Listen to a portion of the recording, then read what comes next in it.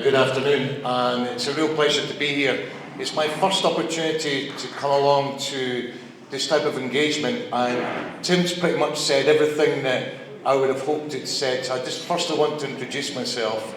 Tim and I met each other, we're opposite ends of the political spectrum of many things, but when it comes to Tibet, we've been absolutely united since I first got elected in 2015. So it's a great pleasure to be able to see Tim here again today, albeit he's supposed to be retired, but as you can see, he's clearly far from retiring. And it's going to be very large shoes that I have to fill. Just a little bit about myself. It's actually 33 years ago that I actually was in Dharamsala when I first learned about the uprisings. As a young man, I was 22 years old, and meeting other young men and women, and also first generation Tibetans who fled all those years ago in 1959 into North India and also into South India. So I learned really my first politics, international politics, through the struggles by the Tibetan people.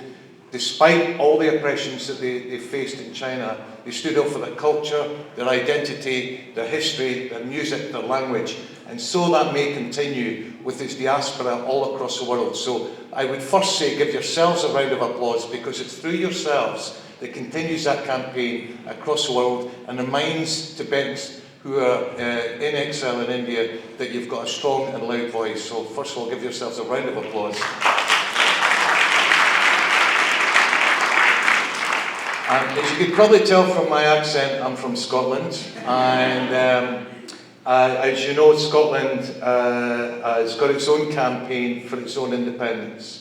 And actually, I have to say, I've spoken several times before about this. When people say to me, Chris, what inspired you to want Scotland to be independent? And I'll often say Tibet, because Tibet has shown, regardless of all the excruciating difficulties it faces from the Chinese administration over 6 decades now, 6 decades and more in fact, that its resilience is such a power and such an influence to all movements across the world. And we must remember, autocratic leaders aren't there forever. Time changes, and with that, so long as you can continue to campaign through your history, your culture and identity, you keep that resilience strong, and you keep that for the next generations to come.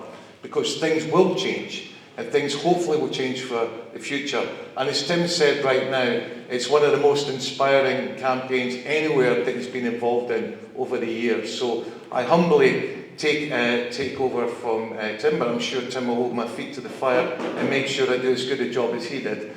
And Tim and I actually went to the Tibet conference in Riga just a few years ago. It was the first World Conference that I had attended, and I hope to attend, parliamentary time permitting, to the one in Japan this year. And also Tim and I got the privilege to meet with the Dalai Lama in 2018, if I'm not mistaken, in the autumn in Dharamsala. So, and I hope to return. So I will be in Parliament. By all means, any questions, anything you want to put down in Parliament, please come through our all-party group. It's now re-established, and I look forward to meeting some of you in the next coming hour. I've actually nipped out from, there's a very big debate tomorrow and Wednesday, which I'm leading for my party, but I thought, sod it, I want to be here and say hello to everyone. So thank you for inviting me along.